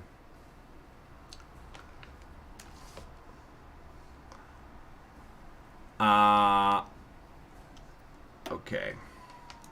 Yeah, we might go to the 2-hour mark on today's stream, but then I've got other things to do. WRRF. Regional decision. Alright, here we go. So, the motherland must rise again. Finally, the shame placed upon us by the failed liberation of the 1950s has been reversed, and we once more find ourselves in control of West Russia. Everything for the Union as we march onward. So this is going to give us that overextended administration, unfortunately, which is one of the reasons why I wanted to wait. But we're going to... hold on. Yeah, industrial expertise. Let's do that. And then we're gonna... I think we have to wait till midnight or something. We've got new generals. Our leaders are new. New focus tree will be available once we're done with the Onega issue. How many save files do you have in life, CHG? Oh, that's very existential, isn't it? But good to see you, Shop File Drive. The West Russian Revolutionary Front unifies West Russia. Around the world, individuals and governments alike find themselves in shock as for the first time since the West Russian War of the 1950s, concrete information has trickled out of the husk of the Soviet Union. The West Russian Revolutionary Front, long thought crushed under the German boot, has spread and tightened its grip over West Russia and annihilated the many battling warlords under the brutal gaze of Grand Marshal Mikhail Tukhachevsky, a.k.a. the Drifting Snow Katyusha! Infamously called the Red Napoleon, she wears a lot of hats. Grand Marshal Tukhachevsky's use of deep battle tactics will prove invaluable as the Red Army storms east to the Urals, practicing an even more militaristic form of Soviet communism. It is clear that the Red Napoleon plans to destroy his enemies and unite Russia under a red flag once more. The old specter haunts Europe once more. Alright, so... we got some more civilian factories, which is nice. So do we want to... what do we want to do here? I think we might want to... oh, yeah, Gorky's open. Wait, what? Oh, that's right. We actually just lost a bunch of civilian factories because of the stupid overextended administration crap. Okay, well, we can go ahead and invade Onega now. So let's do that. And regional development. So I don't think we want to do all of these necessarily. Yeah, like this infrastructure stuff, who cares? Agriculture can wait. Construction speed can wait. Workers training is good because we get that industry research bonus.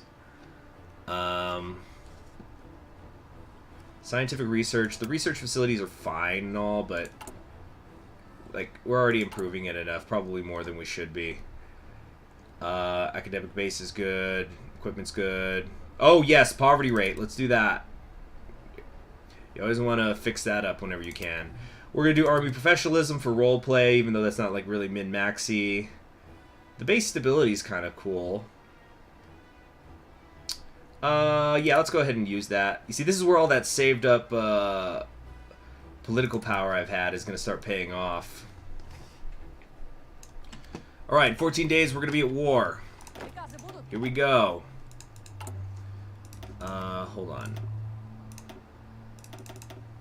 There we go. Good. No longer getting the warlord recruitment thing. Okay. I slightly worry about going too deep in on the, some of these other things.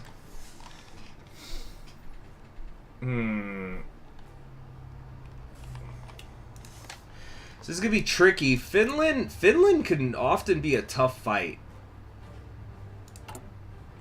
Okay. What else do I want to do here? Industrial expertise. It'll also increase the popularity of our government. Oh, I didn't read that. Oh, look at that. You got some new... or what is this? She's like yelling at her. I'm guessing this was the driver and she's pissed at her because she drove into a ditch or something. I don't know. This is a very funny picture. With the reunification of our region of Russia, we now hold vast lands and millions of people within our borders, and a truly formidable force lies at our disposal. However, our current progress is not the end-all be-all. Our infrastructure remains incomplete, our people remain impoverished, and we remain behind the Reich in many respects. In order to forge our state into a true, respectable power, we must embark upon an ambitious program of development and progress, lest our competitors outplay us and cast down our aspirations to reunite the motherland. Okay. Let's do allocating some education funding. Industrial equipment's good to have. Are we already improving agriculture? Yeah, we are. We don't need to... It's not going to be that great when we improve this. We're really just... The only thing here I actually care about is the 5% factory output. It's just not that amazing. Yeah, I kind of screwed up. I should have unified earlier. This is keeping us back. Wish the WRF kept the original flag. Well, this is the regional flag. It's going to change again later when we hit the super regional stage. So don't you worry about a thing. Don't you worry about a thing, mama. Yeah, we'll go ahead and improve the workers' training because we're also going to get that industry research and repurpose Soviet infrastructure as well. Industrial expertise. Yeah, this is a lot of good stuff that's going to stack up for us here. Oh, this decreases coring time, so that's also going to save us political power and stability in the long term. So let's grab that. Yeah. I wouldn't say this is bland flag. Maybe it's over-designed, though. This looks like a weird banner. Uh-oh, why are we getting the red bubbles? Oh, because, right, it's fortified positions. Nothing a little force attack won't fix. Push forward! For Tukachevsky! I should have trained up my tanks a little more. Oh, cool, we bypassed that. But we can't do this until we've actually taken it. Now, I figure Tukachevsky is going to want to take the maximum amount of land. So we're going to try to do that. Now, the key here is, you know, you got to surround Onega. Has Finland officially joined the war? Yes, they do from the very beginning. Oh, you think the super regional one is bland because it's just the USSR without any changes. Well, it's because that kind of makes sense because the Russian Revolutionary Front considers itself to just be the continuation of the Soviet Union. It's the... Because you could kind of argue that, you know, the Irkutsk gave up their authority when they fled. Of course, you know, if you ask Irkutsk, they're going to say that they're the ones who are the true successors because this is like the Presidium or whatnot. When have you not taken the max amount of land? I don't think I took the max amount of land in my... which campaign was it?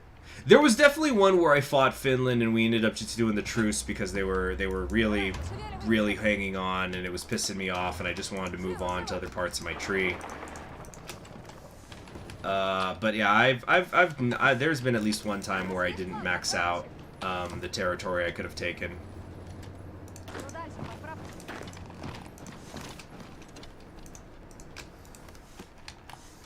Sablin is the true successor. Well, Sablin revolts against Irkutsk, so I don't know, it gets into a whole thing. Succession could be tricky.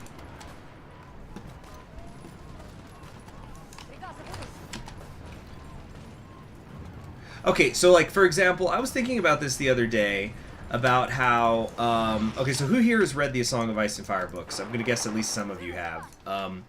But I was just thinking about how... I'm going to do some spoilers for a book that came out like 10 years ago. So you know what? I'm actually going to pull up some MS Paint for this. Alright, have a good night, Raiko. Take care. Let me show you guys something. So this is kind of like a thought exercise, right? In terms of succession. Alright. Here we go. Wait, let me make sure that I'm actually paused. Yes, I am. Good. In fact, I'm going to make a save file just in case. In case I accidentally unpause somehow. Give me a second. Let's see. Irkutsk is the most legitimate politically, but in warlord Russia, it hardly matters. Exactly. So anyway, this is going to be a thought exercise, and I'm going to be using the example of A Song of Ice and Fire, right? Okay, so you had this king. And the king... Nobody saw that.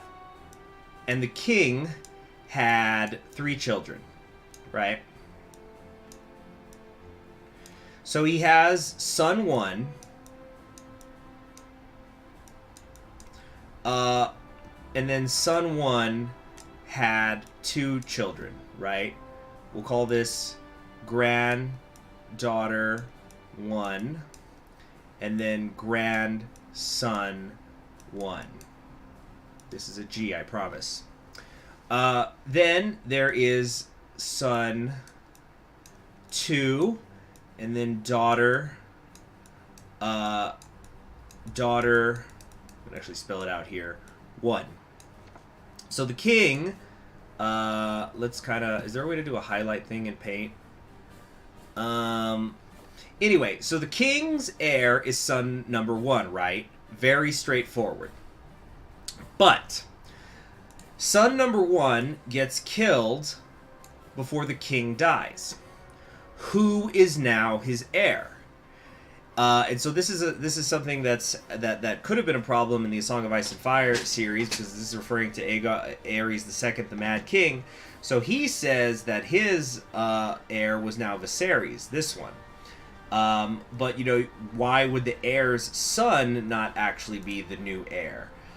So it's just kind of a thing, you know, feudalistic, you know, primogeniture is not always necessarily cut and dry. And then if we're just going to talk about things generally, not even necessarily in the Song of Ice and Fire thing, if the daughter is older, maybe it's, you know, what do you call it, cognatic succession, why wouldn't it go to her? Now, these two are allegedly dead, except this one's not really. But it's just one of those thoughts. So, you know, actually, if we could use a real-life example, you've got, like, Edward III, right? So when Edward III, this is what kind of leads to the War of the Roses, Edward III had a son, the Black Prince, who would have been Edward the Fourth, right? But Edward ended up having, let's see, I'm going to see if I can pull up a family tree. But he had several sons. So, like, what happened in real life is that when Edward the Black Prince died, his eldest son, his son, so I guess you say grandson, ends up being the heir and becomes Richard II of England, which is like, oh, it's a nice peaceful time, but it, you know, all the seeds for the War of the Roses end up getting planted there. But if they had gone with what Ares the Mad King had wanted to do, where he says, you know what, I am disinheriting my son, and so I'm going to disinherit his line, son number 2 would have taken control, and so that second son, technically it was a third son, but the other one died, would have been Leon of Antwerp, the first Duke of Clarence, who ends up becoming the king, and then his issue leads to, like, Philippa, and they're not really the ones who, I don't think that's the path. Hold on a second, I got a family tree here. Let me check here. Yeah, so then, yeah, so then this gets complicated if we're talking about Edward. So his son, Lionel, this ends up in real life going down until you have Anne Mortimer, who's the mother of Richard of York, who's the father of King Edward and stuff. So like this wasn't even one of the other branches. So like the Yorks and the Lancasters are over here. And yeah, like where it says, you know, if you do British primogeniture, the grandson would be king. If it was German primogeniture, it's the second son who would have become king. So even something like a hereditary monarchy is not always very simple. So obviously, you know, who is the real Soviet Union and warlord Russia in 1960s, the New Order timeline is much more complicated than that. Because I don't even really know how well, they're already dead. I was going to look into them. Like the People's Revolutionary Council, I don't know what their whole deal is. But I think they also think they're the Soviet Union. Oh, looks like Cheetah's dead.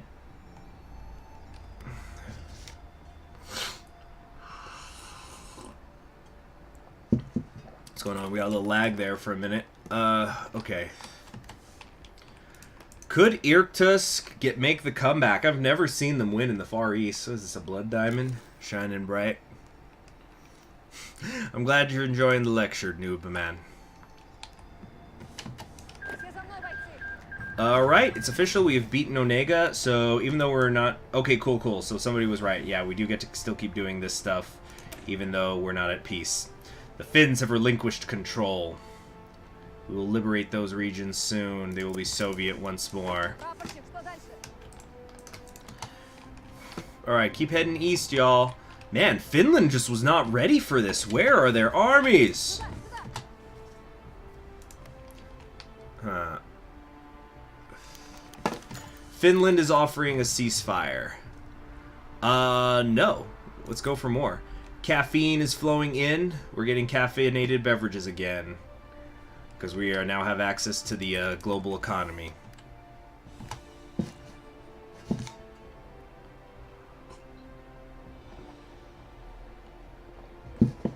The PRC are the remnants of the government of the Mongolian People's Republic and the far eastern units of the Red Army who were afraid of being purged by Yagoda. So they are reactionary traitors, is what you're saying. Oh, anyway, let's get integrating.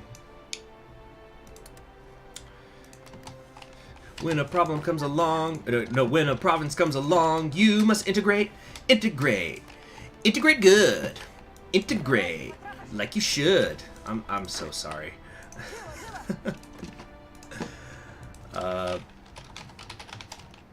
You know, I was that the Cars who sang that? No, the Cars are the ones who sang Drive. Let's see here. After the death of a czar a few centuries ago, they had to jump back like 4 generations, find a second son, and track down to the next available living adult. Oh well, you know, we look into the whole thing with House York and House Lancaster. That became a total freaking mess. And then House Tudor enters the mix, so that's kind of like funny and yet very. It's almost Hegelian, right? It's almost like a fantasy story where you have this fight between the houses of York and Lancaster. And they end up being united. The winner of the War of the Roses ends up being Henry Tudor, right? Whose son becomes Henry VIII. But like, cause okay, we're going back to the MS Paint here. You guys love it. I don't want to hear it. Just play the game, Conquering History Games. No, shut up. You love it. You love it. You love it. You love it.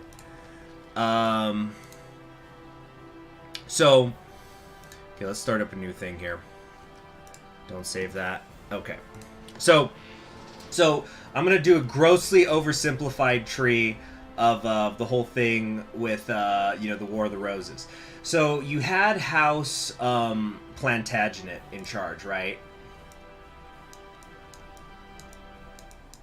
Plant, we're going to call him, we'll say Edward here. Plant, House.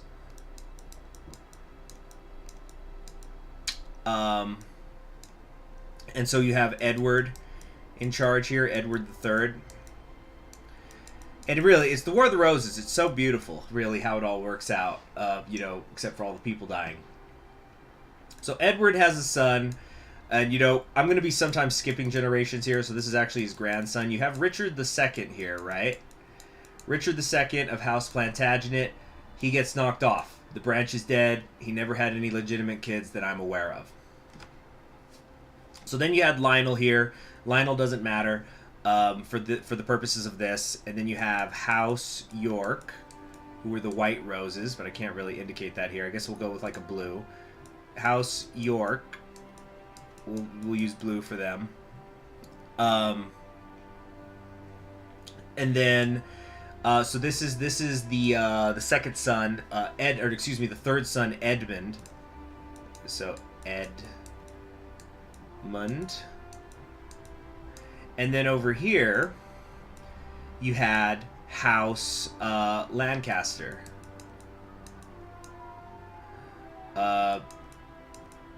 Let's see. Oh, Housecaster. What did I just type there? Okay, we don't need to say house. Let's just do the red. This is House Lancaster, which was his son, John. So, the House of York ends up, well, actually, it's actually the Lancaster branch. Was Lancaster the elders? That's actually pretty important. Anyway, let's move on for a second. Yeah, so House Lancaster ends up holding the crown for a while because you have Henry IV, and who takes it from Richard. I hope I'm remembering this correctly. It can get a little complicated. And then his son is Henry V, who we all know. You know, Airy the heir, right? Henry V. And then his son is Henry VI. Now, Henry VI ends up getting into conflict, and this is where the actual Wars of the Roses start, with the descendant of House York, where you've got King Edmund. And actually, this is a different, excuse me, Edward. Hold on. Edward. What is that? Oh, that's just a reminder for me to do something later. Okay, Edwardington. And so him and Henry go back and forth, and you'll sometimes actually hear differences in who was king when. So like some people will chronologically put it that like, okay, whoever was in control of London is the king at that time, and then some people say, well, no, it started out as Henry, and then Edward became king, and then like, you know, Edmund became king, and Edmund remains king until Richard comes. But you know, sometimes you also have it depicted where they each had 2 reigns each. It could get kind of complicated. The point is, these two were fighting a lot. And then Richard is also over here. Let's not forget about Richard. Richard, the brother of Shakespearean fame. I'm very happy they ended up finding his body a few years ago. So what ends up happening in the end, though, is that Henry is killed, and you know, the princes in the tower are killed, and then you've got and then Edward dies, and Richard dies. But who ends up winning the War of the Roses? It's actually the dark horse candidate over here, because Lancaster had another son by his second wife, Catherine, who is John Beaufort, the Earl of Somerset. And then this house eventually leads to Margaret. That's Margaret, I promise. Okay, and you've got Margaret here. And so she's of the female branch, but she marries an Edmund Tudor of Wales, and so their child ends up becoming, and okay, so I guess we'll go with the purple. This is Henry Tudor, Henry the Sixth, Henry the Seventh here, and this is where it really gets beautiful. Stick with me, everybody.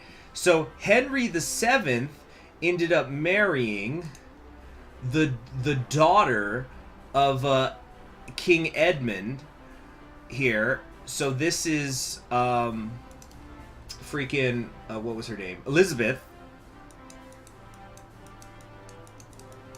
Yeah, Elizabeth. And so they unite, and so in that really, really, really roundabout way, and then this is when you get Henry VIII. So in the end, the War of the Roses ends with all the belligerents killing each other, essentially, but their families, through the female lines, because all the sons are dead, end up reconciling and ending the war, and then you get Henry VIII, and then you got a brand new mess that's being visited upon England. But it's beautiful, like it's like out of a movie or a fantasy novel, right? That's yeah. So there you have it. How did we get here? I'm so sorry. Let's get back to taking Finland, right? Oh shoot, we got a little cut off here. That's okay. Ain't no thing but a chicken wing. Oh, I forgot about my my Air Force here. They're not completely trained up, but whatever. Let's get them involved over Finland.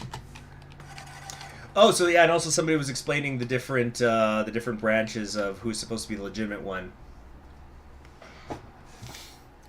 Oh, hey, Pen Kitten. When I visited England, I went to the town of St. Albans, the site of the first battle of the War of the Roses, and the cathedral there on the ceiling are the white and red roses of York and Lancaster. Yeah, it's cool. And of course, we would remember the War of the Roses differently if that one, like, what was his name? The one who claimed that he was one of the princes in the tower that got out. He was, I think, supposed to be the younger brother. You know, he ends up being defeated by Henry Tudor aka Henry VII, and so like history remembers him as a fraud, and he probably was a fraud. But if he had won, then, you know, in that timeline, Conquering History Games would be going, but then Richard didn't actually manage to kill the princess, and so he went and he formed an army in exile, and he won, and it was so badass. You know, it's beautiful. So, alright, we're done reclaiming what's ours. Hang the collaborators. Oh yeah, so hold on, let me look at this explanation here.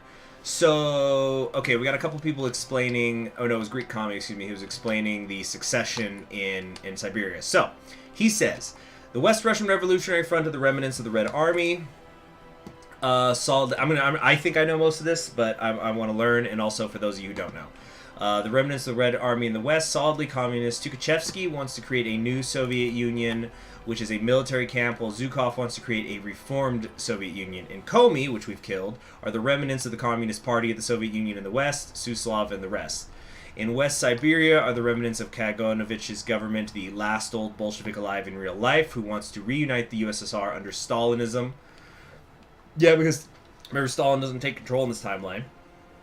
Sverdlov are the remnants of the Red Army behind the Urals. They are an apolitical military junta and can transition into a bourgeois democracy. Yeah, and then of course earlier we talked about the People's Revolutionaries capital, and then there's the Irkutsk and stuff. With the power of the revolution, I sawed Finland in half. Indeed we have. Let's see, there's a theory that because King Edward IV was supposedly an illegitimate king, all the kings of England after that are illegitimate, and the real king is subdued in Australia. Well, you know, I gotta say, I was a big fan of that project, that usefulcharts.com, where he showed the huge dynasty that ruled Europe, if you go via the female line, which is an interesting thought experiment, especially because, look, I know we're not supposed to say these things out loud, but the fact of the matter is, when you're looking at any royal family, just the law of averages, some king somewhere was raising a prince that wasn't actually his kid. That's just how it goes, you know. They can't all have been loyal. You know, or you know, a fox got in the hen house somewhere along the way that broke the line of succession. Which is not to say that women are domesticated hens. Finland is offering a conditional surrender. No, more of the Karelinian autonomy. No! I'm winning. I'm winning, bro. It's like when you're playing a game of chess and you're whooping someone's ass and they say, do you want to just call it a draw? You know, when they just start fucking around with their king.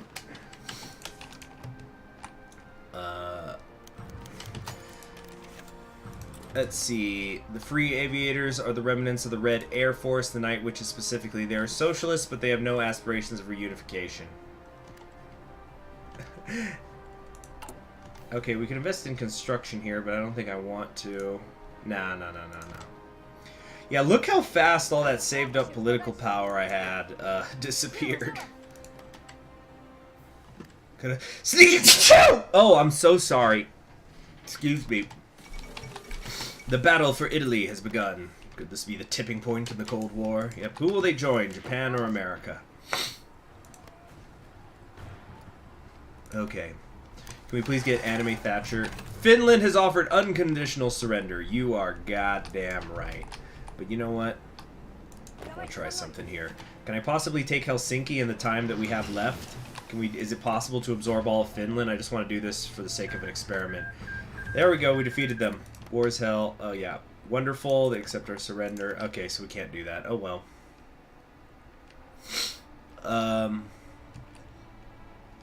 Dad sneeze. What a weird term you guys have come up with. Okay. So now we can integrate. Oh, wow. Can we purchase helicopter equipment? I didn't know that was a thing. Except I think they have to have it, so it really isn't in reality. Want me to spoil a couple things about Sablin and Irtus? Yeah, go ahead.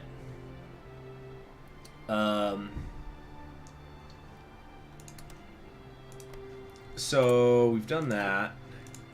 Yeah, we're going to hang the collaborators, and we will now be invincible and legendary. What is going on? Why do we have all these extra divisions? Oh, it's because I think I still had them assigned up here. Okay, it's fine. It's fine. Just do that. Take a couple of you. Move you over here. Okay, cool. Cool, cool, cool. The Red Army marches. Alright, we've got our tank division here. I don't know how well they're going to do trying to cross this. Alright, here we go. Andre Grecho. No, I think we want to grab... Don't I have an infantry leader here somewhere? We get Chuikov. Yeah, let's get Chuikov for fun. The panzer leader of an infantry force.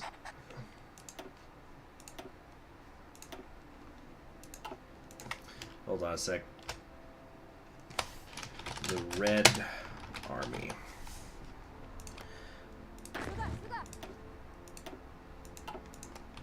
Okay.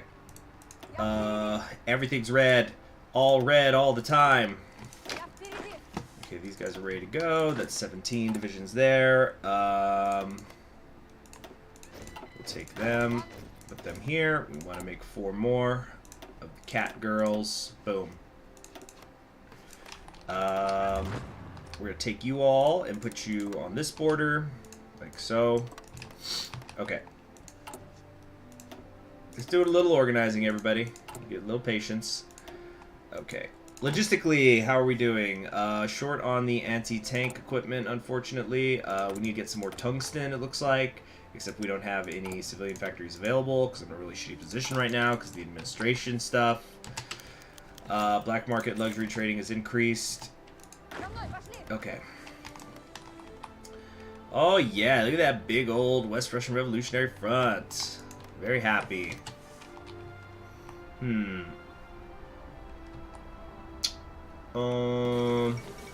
Russian victory in the Northern War. The West Russian Revolutionary Front has surprised the world by its good performance on the ground. The new power in Western Russia is now free to look to the east to further Russian unification, and to the west, where Germany still holds the Reichskommissariat Moskowen. Well, yes and no, I guess you could say. How strong are these guys? Could I take them if I wanted? Oh, I so could. I so could. I'm tempted to allow manual justification right now, so we could just take this. What do you guys think? Onega can unify West Russia, by the way. Really? That sounds like a fun little thing. Okay. Sports rivalries. It's better than shooting at each other. Better a soccer riot than a civil war. The reformation of the Soviet Union is closer than it has been in a decade, and we will not fail to live up to the sacrifices of our fallen comrades. But hold on, yeah, let's make a straw poll.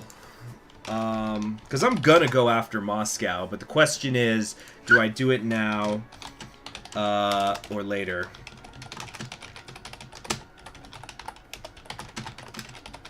How do I manually justify it on Moscow? Now or... Well, now or post-unification?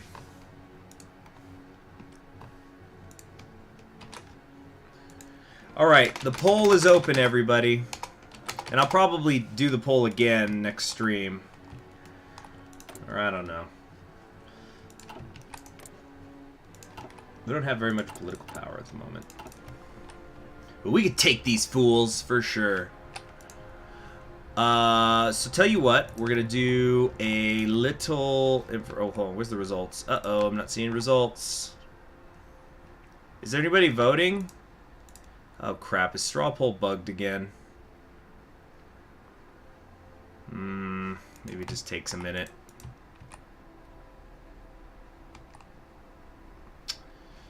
Odd. Very odd. See, somebody said it voted, but it didn't count it. Huh. That's not good. Oh, there it came in. Alright, yeah, so like all the votes just came in at once. Alright, it's a pretty close vote right now from what I'm seeing. It's just a 2-vote difference. So, you know, get in there, please. Your vote could matter. What is this? Alright, let's give it a couple of minutes while I decide. I'm going to set a timer. 2-minute timer. And when that timer is up, we'll decide. Dun dun dun dun dun dun.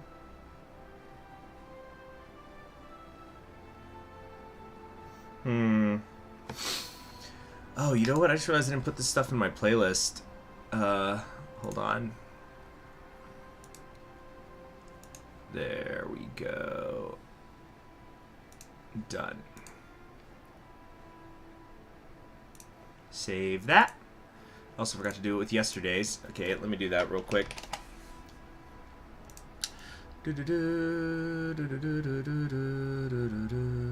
Sablin was an NKVD commissar who revolted against Gorda. In short, he can stay Lipzok if he wants.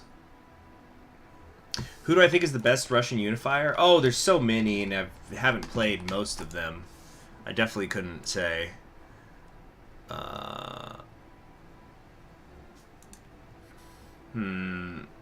Anyway, yeah, hold on. Give me a second. While you guys are voting, I'm just gonna... I forgot to put yesterday's stream in the playlist, so I'm just taking care of that real quick. Come over here. Pause that. Okay, save it to... There we go. West Russian Revolutionary Front.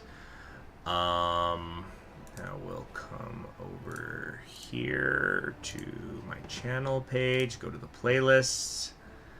There we go.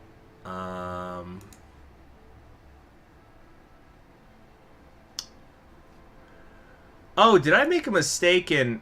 Oh, I am so dumb. I just realized that I made a playlist of the music for that's in the Russian unification thing, and I've left it on private. I need to fix that. Whoopsie daisy. How do I check? Oh, geez, there's the alarm. Okay. Okay, so it looks like the winner with 64% of the vote is to do it post-unification. You know what? That makes more sense in terms of, like, the lore. So, yeah, we'll do that. Okay. So, hold on. I'm just trying to really quickly figure out how to unprivatize a playlist. Here we go. Public! I guess it was that easy. Okay, so then let me hit play. Okay, cool. So I'll go ahead and copy and paste this into the stream for y'all. So there you go. That's the playlist for the Russian super event unification music. A lot of fun stuff in there. Okay. And you know what? I think we're actually just going to call it a day here. Yeah, it's been 2 hours. That's about how long I said I was going to go. Let's just finish up Invincible and Invincible and Legendary. Or that's the event we're going to get. The West Russian Revolutionary Front has been reborn. Yeah, we already read that. Okay. And let's see. I don't know, actually, it's probably not a good idea to do 40 with tanks in this Russian infrastructure. There's Kamchatka is the Red Navy remnants of the Far Eastern Navy that escaped the Japanese. They're loyal to the cause, but turned to piracy out of desperation. Okay. Yeah, that's interesting. You're suggesting Libsock Himmler or Conservative Himmler? I think I might want to do a Thatcher run, just because I remember looking at the focus tree once, and it's enormous. She apparently has a lot to do. Like I did when I was playing. I think I was playing somebody else, but I noticed that that she was in charge, and I looked at her focus tree, and it was just so freaking huge. Okay. Looks like it's going to be us in Omsk. They haven't taken Vorkuta yet. President Sukarno has won the Indonesian Civil War. Oh, she looks so happy. Wow, that was kind of short, wasn't it? Or when did it start? I don't know. It felt like that was short.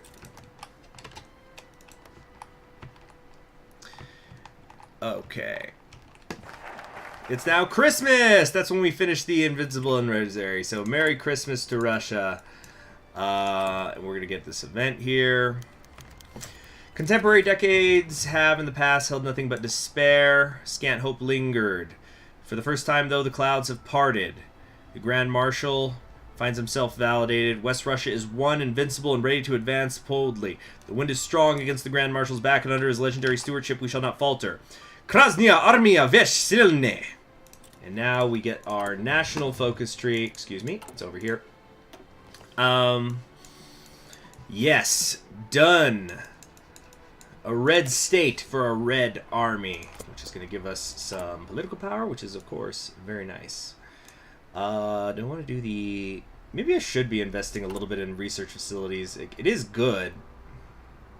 9.25 on our academic base. We're going to be done with that in a couple of months now. That's awesome. Very strong Russia being created. Yeah, let's just do that. And agriculture. You know what? We really could afford to get the agriculture thing moving a little faster. Okay, so that's it for today. I'm Conquering History Games. Thank you very much for joining me. I might stream later on today. If I do, it's probably going to be near Automata. So I'll hopefully see y'all later. And y'all have yourselves a wonderful day. Goodbye.